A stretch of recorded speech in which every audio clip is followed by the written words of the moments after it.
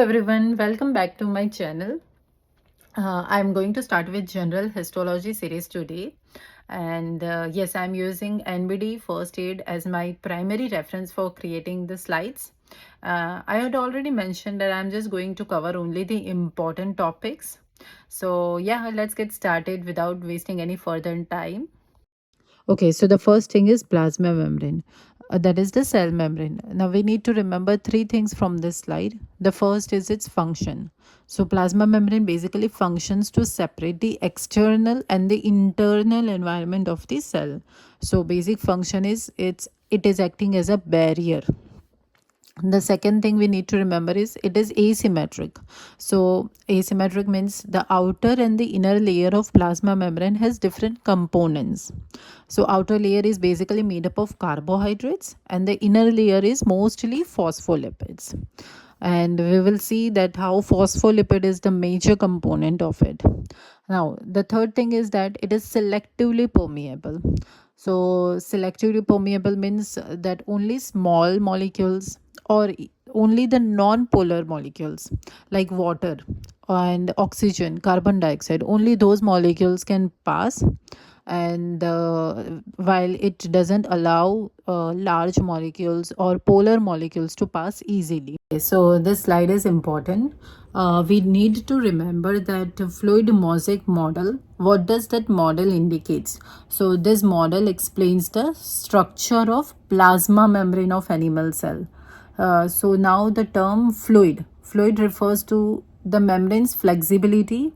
So the membrane is flexible such that it allows it to move and shift like a liquid. And the term mosaic indicates that there are different molecules and those different molecules are arranged in different patterns. And we can see in the diagram that different molecules are carbohydrate, proteins, cholesterol. Out of everything, phospholipid is the major component. Now that we will see in the coming slide. So let's see one by one all the components. So the first portion is the lipid portion. So we need to remember that in lipid, phospholipid is the major component, and this is important that phospholipid constitute the major component of membrane lipid. There are two unique things about phospholipid.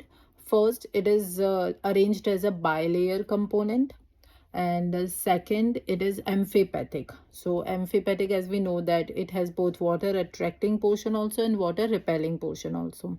So water attracting, that is the head portion, it is towards the outside of the bilayer, while the hydrophobic portion, that is the water repelling tail portion, is towards the inside of the bilayer.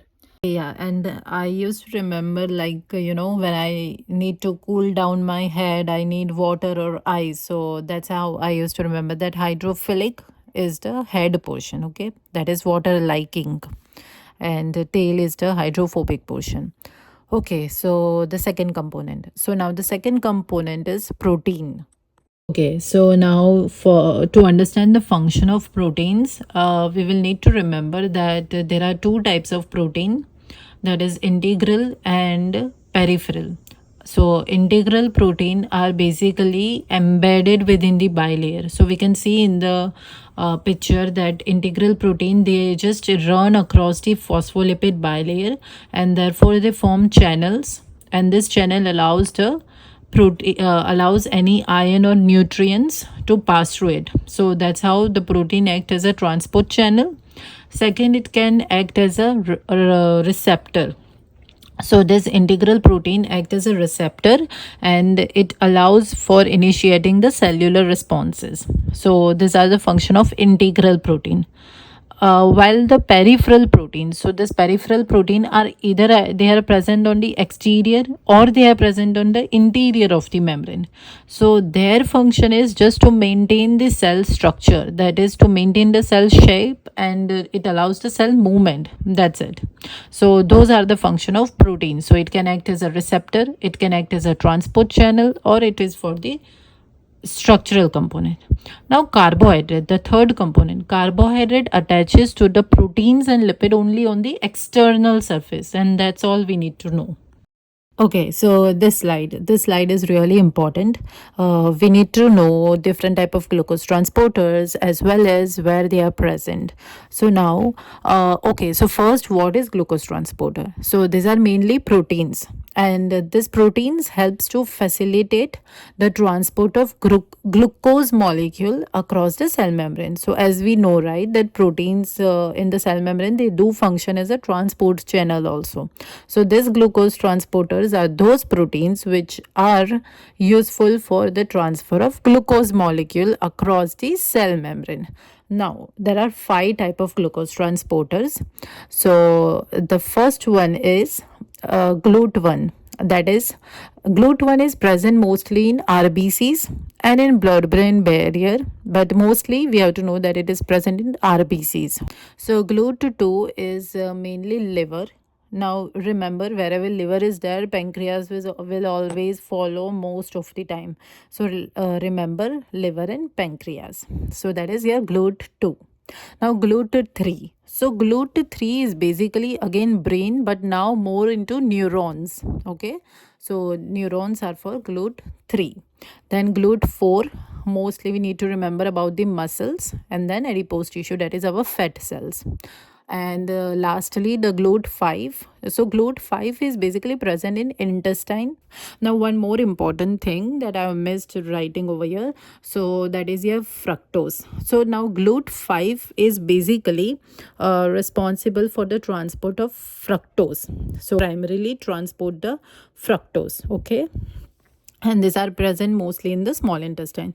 So that's the mnemonic is ritual like nachos made in Paris. That is, R is for RPCs, L is for liver, and then N is for neurons, M is for muscles. So as we know, right, muscle adipose tissue will always be there together, and then liver and pancreas are always stick together. So that's how it is. Okay, and then in Paris, that is intestine, and Paris is pseudogen, but we don't need to remember that much regarding pseudogen, but intestine mostly, right?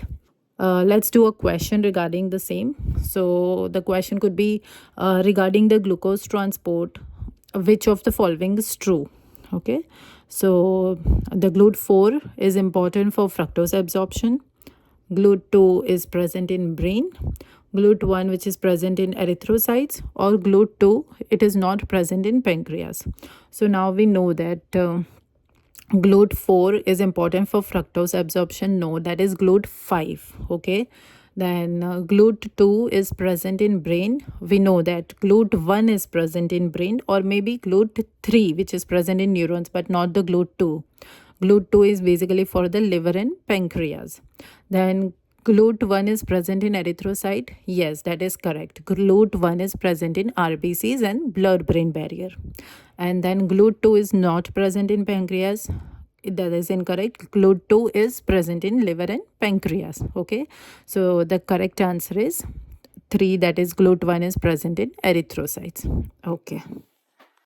Thank you so much for watching this video, and I do have a part 2 of this video which I will be uploading soon. So yes, stay tuned. Till then, best of luck, and see you in my next video.